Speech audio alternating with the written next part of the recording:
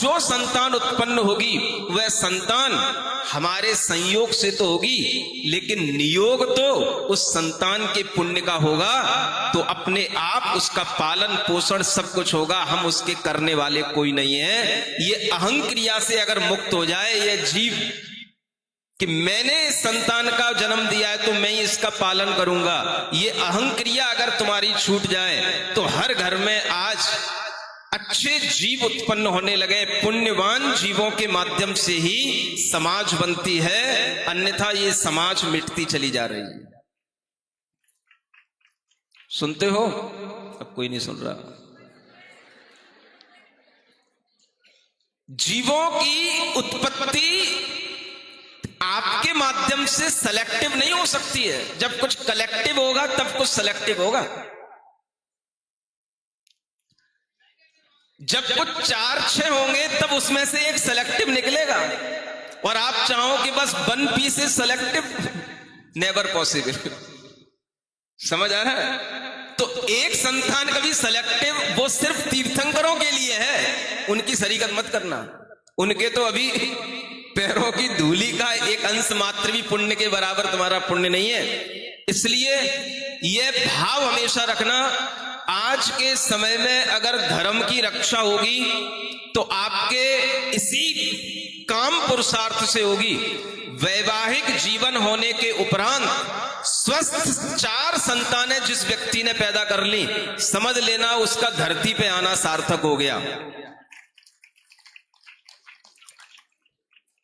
और अगर उसने इस तरह के पुरुषार्थ में कमी रखी तो ये सब कायरों का काम है। समझ आ रहा? इसको पुरुषार्थ कहा है।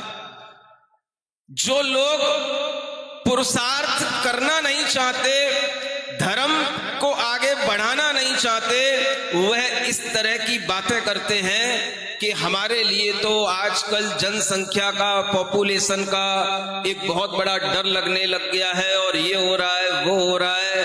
अरे भाई, इतना ही डर था तो तुम ही क्यों आए जमीन पर? तुम्ही ने जन्म क्यों लिया?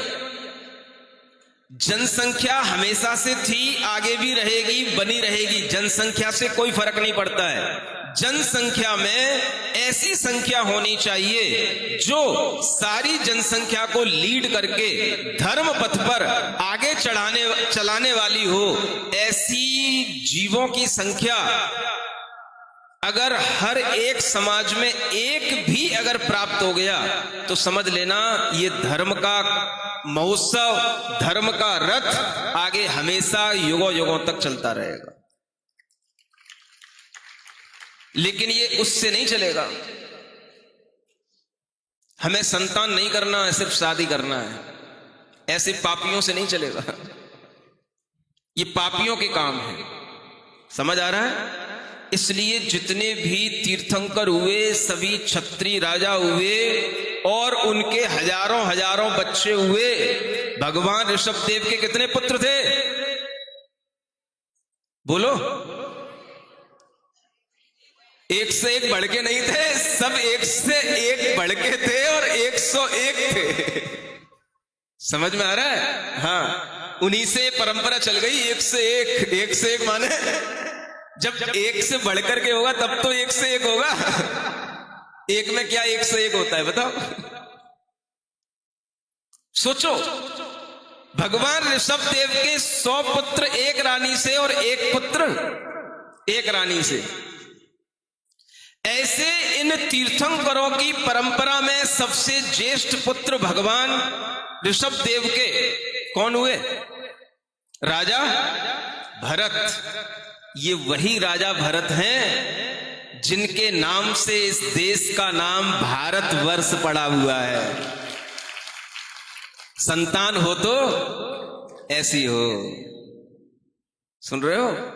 इतनी पवित्रता होती है इनके जीवन में कि सब 101 बढ़कर के होते हैं, तब वो 101 कहलाते हैं। और आप तो जैसे तैसे भी एक हो जाए तो बहुत बड़ी बात है।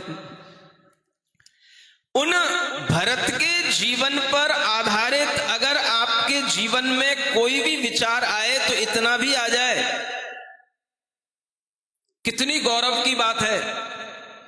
जिस देश में हम रहते हैं उस देश का नाम भगवान ऋषभ देव के प्रथम पुत्र ज्येष्ठ पुत्र भरत के नाम पर आज भी चल रहा है। इससे बढ़कर के धर्म को यह बताने की जरूरत कहां है कि यह धर्म कितना पुराना है, यह धर्म कितना बड़ा है, कितना महान है, कहां से चला आ रहा है। थोड़ा ऋषभदेव भगवान का चरित्र पढ़ो, उनके पुत्र भरत के बारे में पढ़ो, आपकी आंखें खुलेंगी, दिमाग खुलेगा। इतिहास अगर आप पढ़ना नहीं जानते